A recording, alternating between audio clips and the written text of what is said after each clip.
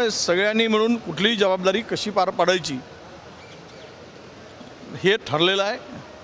परवाला सत्ता स्थापनेचा मंडप हा तुम्हाला तयार दिसेल. किती अपक्ष आणि बंडखोरांशी संबंध आतापर्यंत संपर्क झालेला आहे, काय बोलणं झालं आहे? काँग्रेस महाराष्ट्रामध्ये जेवढे काँग्रेस विचारसरणीची मंडळी आहे त्यांच्याशी ते आमचेच आहेत.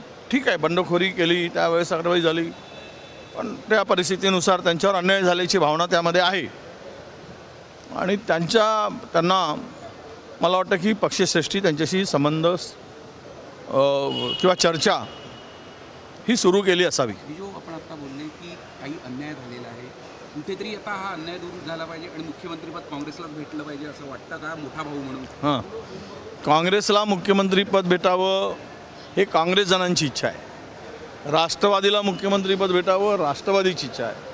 शिवसेना उबाटाला हे मिळावं हे त्यांची इच्छा आहे. पण तीनही पक्ष एकत्र येऊन जो निर्णय होईल तो अंतिम असेल.